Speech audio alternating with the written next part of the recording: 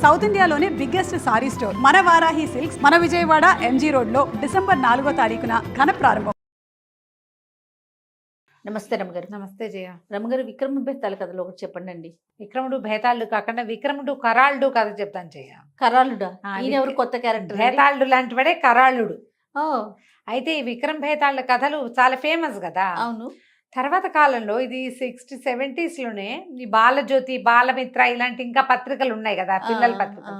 అందులో కరాళ కథలు, భేతాళ కథలాగా కరాళ కథలు పేరుతోటి ఇవే ఇంచుమించుగా అదే విక్రమార్కుడు, వాడికే విక్రమార్కుడికి ఒకటి కథలు చెప్పటం, దాని మీద ప్రశ్న. సేమ్ భేతాళ కథ కాకుండా కరాళ కథ అని క్యాప్షన్ మార్చి కరాళుడు. కరాళము అంటే శరీరం, అదే మానవ కంకాళాన్ని కరాళం కరాలంటారు. అలాంటి కథ. మనం అడప చిరంజీవి గారి కథలు చెప్పుకుంటున్నాం కదా, ఆయన రాసింది ఈ స్టోరీ అన్నమాట. బాగుంది, చిన్న స్టోరీ చెప్దాం. ఇప్పుడు పట్టుబదలని విక్రమార్కుడు వెనక్కి తిరిగి నడిచెళ్ళాడు లోపలికి. చెట్టు ఎక్కాడు, దాని మీద ఉన్న కళేవరాన్ని భుజం మీద వేసుకున్నాడు. కళేవరాన్ని ఆశ్రయించుకుని ఉన్న కరాళుడు విక్రమార్కుడితోటి మాట్లాడాడు. బేతాళుడు బదులు కరాళుడు చెప్తున్నాము. కథల పద్ధతి సేమే అని అనమాట. ఇది అడప చిరంజీవి గారు రాసిందే ఈ కథ. పూర్వం అంటే అదే ఈ కరాళుడు విక్రమార్కుడికి చెప్తున్నాడు అనమాట. ఈ కొంచెం చిన్న ఇంట్రడక్షన్ కూడా ఇచ్చాడు. ఏమిటంటే, అందం అశాశ్వతం అనుకుంటారు.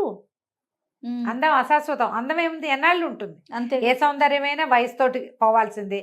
ఏ అనారోగ్యమో వస్తే పోతుంది, ఏ ప్రమాదమో జరిగితే పోతుంది, మరణం వస్తే మొదలే లేదు, అంతే కదా. కానీ అందానికి పెద్దపీట వేసి అందం వల్ల అతిశయాన్ని పొంది ప్రమాదాలు తెచ్చుకుంటారు కొంతమంది. అలాంటి వాళ్ళ కథ ఒకటి చెప్తానన్నారు. ఈ కుంతల దేశం అనే ఒక దేశానికి ఒక రాజుగారు ఉండేవారు. ఆయనకి సూర్యప్రభాని అతిలోక సౌందర్యవతి అయిన కూతురట. అమ్మాయి ఎంత అద్భుతంగా చిత్రలేఖనం చేసేదో, అద్భుతమైన చిత్రలేఖనం చేసేది. ఈ చిత్రలేఖనం బొమ్మలు వేసుకుంటూ ఉండేది. ఆవిడ సౌందర్యం పట్ల కూడా ఆవిడకి చాలా ఎక్కువ గొప్పే ఉండేది. అందరూ చాలా ఇదిగా చెప్పుకునేవాళ్ళు. అబ్బో, రాకుమారిని చూసిన కళ్ళతో ఇంకెవరిని చూడబుద్ది కాదనేవాళ్ళు. ప్రజలందరూ చూడలేదు, కానీ ఈవిడ అందం గురించి వేనోళ్ళ చెప్పుకునేవాళ్ళు. అది ఆ అమ్మాయి కొంచెం పెద్దదైంది. వివాహయోగ్యమైన వయసు వచ్చాక పెళ్లి చేద్దాం అనుకున్నాడు. అయితే ఈ అమ్మాయి ఏమంది, చిత్రలేఖనంలో నన్ను మించిన వాడు ఎవడైనా ఉంటే వాడిని చేసుకోవాలని ఉంది నాకు. రాకుమారులు అనగానే కత్తులు తిప్పుతాం, కటారులు తిప్పుతాం అంటారు. బొమ్మలు వేసుకుంటాం అనే వాళ్ళు ఎవరు ఉంటారు? సరే, అయినా సరే చిత్రలేఖనంలో నన్ను మించిన వాడినే పెళ్లి చేసుకుంటాను. క్రమంగా ఈవిడికి ఏం ఆలోచన డెవలప్ అయింది సూర్యప్రభకి. చిత్రలేఖనం కాదు, నా పాదం చూసి నన్ను ఊహించి బొమ్మ వేయగలిగే వాడెవడైనా చిత్రకారుడు ఉంటే వాడిని పెళ్లి చేసుకోవాలి. పూర్వగాథలు ఉన్నాయి. ఒక వెంట్రుక దొరికింది ఒక చిత్రకారుడికి. ఆ వెంట్రుకను చూసి ఊహించి ఆవిడ మహోద్భుతమైన సౌందర్యవతిగా చిత్రీకరించాడు ఒక చిత్రకారుడు. కథలు ఉన్నాయిగా అలాంటివి. పూర్వం శిల్పాలు, ఒక శిల్పం చెక్కాడు, ఒక వెంట్రుకను చూసి శిల్పం చెక్కాడు.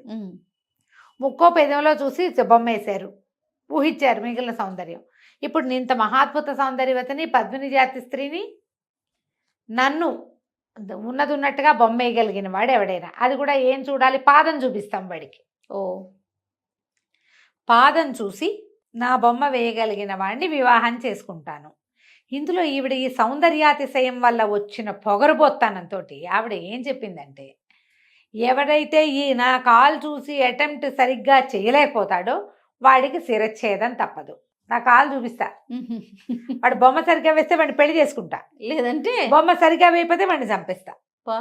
కొన్నాళ్ల పాటు ఎవరు రాలా, విడూరంగా చెప్పుకున్నారట లోకం అంతా. అయినా కూడా పక్క దేశాల నుంచి రావటం మొదలుపెట్టారు. సస్తే సత్యం, అంత మహాద్భుతమైన సౌందర్య రాసి పాదాన్ని చూడడం, ఆమెను సముఖంలో చూసే అవకాశం కదా, మొహం చూడరు, పాదం చూస్తాం. ఓహో ఓహో అన్నారు. కొంతమంది వచ్చారు. ఆవిడ తమ ముసుగు ధరించి ఉంటుంది, ఒక పెద్ద జల్తారు పరదా ఉంటుంది పైనుంచి, అక్కడ కుర్చీల్లో కూర్చుంటుంది. ఈయన వచ్చి కిందకి కూర్చోగానే అందులోంచి కాలు బయట పెడుతుంది, బయట పెట్టి చూపిస్తుంది. తనకున్న పట్టీలు, ఆ గోళ్ళు, ఆ చెకాలు, చంద్రవంక లాంటి గోళ్ళు, మహాద్భుతంగా ఉండే అందమైన పాదాన్ని చూపించేది. బొమ్మ వేసేవాళ్ళు గోవిందోహరి, అవుట్, చనిపోవటమే. ఎవరికి కుదరల. కానీ పిచ్చి పిచ్చిగా చెప్పుకునేవాళ్ళు, ఎంత అందమైన పాదమో, ఎంత అందమైన పాదమో, ఆవిడ పాదాలు ఎంత బాగున్నాయో. ఓ రోజులో బొమ్మ వేయలేరు కదా, ఇంటికి వచ్చి బొమ్మ వేసి ఇవ్వాలి. సత్రాలకు వచ్చి ఎక్కడైతే తాము ఇది చేశారో, అంటే ఎక్కడ వేరే పై ఊళ్ళ నుంచి వచ్చిన వాళ్ళు ఇక్కడ బస చేశారు కదా, ఆ బసకి వెనక్కి వచ్చాక రాజకుమార్తె పాదం ఎంత బాగుందో, ఆ గోడలు ఎంత అందంగా ఉన్నాయో, అసలు ఎంత ముట్టుకుంటే మాసిపోయేలాగా ఉందో, తామర తూడులా ఉంది, తామర పువ్వులా ఉంది, తమలపాకులా ఉంది, ఏవో చెప్పుకునేవాళ్ళు. ముసలి వాళ్ళు కూడా ఆ పాదం చూసి సరించిపోదాం అనుకునేవాళ్ళు. అంత వర్ణన జరిగింది. ఒక్కొక్క కుర్రాడు అనేవాడు, నాకు చిత్రలేఖనం రాదు, ఊరికే వచ్చని వెళ్ళి చూసి వచ్చేస్తే సరిపోతుంది. అలాంటి వాళ్ళు కూడా ఉంటారు. ఆ టెస్టులన్నీ జరుగుతాయి. ఊరికే చూడడానికి వచ్చే వాళ్ళు ఉంటారుగా, వాళ్ళందరినీ ముందే కట్ చేస్తారు. వీళ్ళు ముందేసిన బొమ్మలు అవన్నీ చూడాలి. అయితే ఈ మాళవ నగరానికి దగ్గరలో ఉన్న, కుంతల నగర దేశానికి దగ్గరలో ఉన్న వల్లభాపురంలో చిత్రాంగుడు అని ఒక చిత్రకారుడు ఉన్నాడు. వాడికి ఎంత అందగాడో, అద్భుతంగా ఉండేవాడు, రూపచిత మన్మధుడు. అతను ఈ చిత్రకారుడు ఈ వ్యవహారం అంతా విని అతను ఇక్కడికి వచ్చాడు. కుంతల నగరానికి వచ్చాడు. వచ్చేసరికల్లా సరే ఎక్కడో బస చేశాడు. రాజకుమార్తెను చూడిపోయాడు. ఆవిడేమో ముసుగు వెనకాల ఉంటుంది, పరదా వెనకాల ఉంటుంది, కానీ ఎదురుకుండా ఉన్న వాళ్ళు స్పష్టంగా కనపడతారు ఆవిడకి. వీళ్ళకి ఆమె కనపడదు. ఇంత అందంగా ఉన్న కుర్రాన్ని చూసి వ్యామోహపడిపోయింది ఆవిడ. చాలా బాగున్నాడు. ఎంతమందో వచ్చారు చిత్రకారులు, ఏదో పొట్టివాళ్ళు, పొడుగువాళ్ళు, తెల్లవాళ్ళు, నల్లవాళ్ళు చాలామంది ఉన్నారు. ఇంత అందంగా హ్యాండ్సమ్గా ఉన్నవాడు ఎవడూ రాలా. వీడికి ఎలాగైనా వీడు గెలిస్తే బాగుండని చాలా కోరుకుంది. పాదం చూపించింది. నెల రోజుల తర్వాత పెద్ద చిత్రపటం పుచ్చుకొని వచ్చాడు. ఎంత బాగా వేశాడంటే రాకుమార్తెను దింపేశాడు. ఓకే. ఆవిడ పిచ్చి పిచ్చిగా సంతోషించేసింది. కాకపోతే అట్లా మొహం కేసి చూస్తూ క్రమంగా అట్లా చూసేసరికల్లా ఏ కుడికాలైతే అతని ముందుకు చాపి కూర్చుందో ఆ కుడికాలని వంకరగా వేశాడు. కాంతపోయింది ఆవిడ.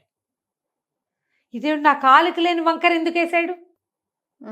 ఒళ్ళు మండిపోయింది. అని బంధించండి చిత్రాంగుడి అంది. బంధించారు.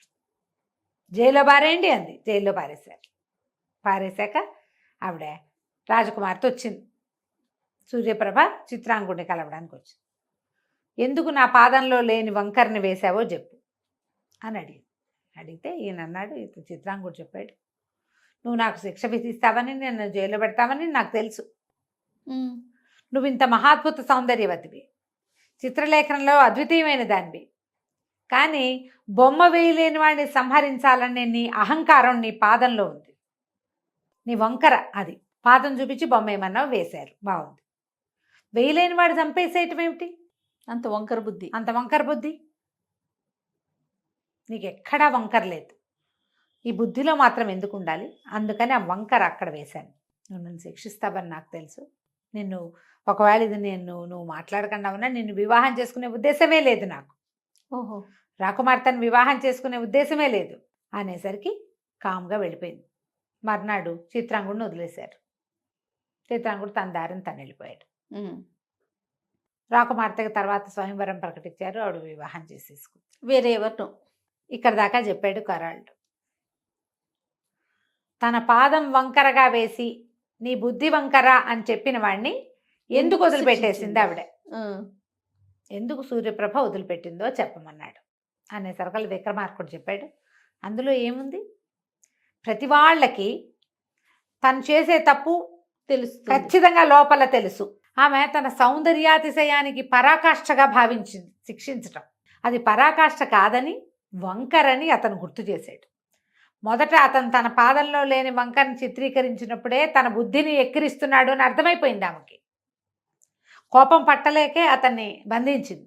ఆ చిత్రకారుడిని డైరెక్ట్గా కలిసినప్పుడు, అతనితో మాట్లాడడానికి వచ్చినప్పుడు ఆమెకి ఏంటంటే ఇక ఒప్పుకోక తప్పని స్థితి వచ్చింది. తెలిసింది, నన్ను నా బుద్ధిని ఇతను పరిహసిస్తున్నాడు, అందుకే నా కాలు వంకరగా వేశాడని తెలిసినప్పటికీ అతను ముఖతః చావుకి తెగించి ఈ పని చేశాను అని అతను చెబితే,